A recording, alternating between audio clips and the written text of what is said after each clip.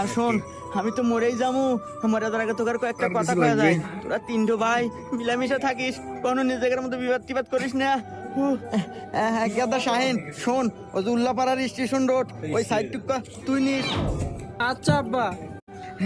আর গাদা সিংকু তুই শোন, ওই যে সিরাজগঞ্জ চায়নাবাদ ওই সাইটে অনেক লোকজন, লোকের লোক আরো নয়, ওখানে ব্যবসা ভালো হয়, ওই সাইডটুকু তুই নিস বাজান। ঠিক আছে আব্বা।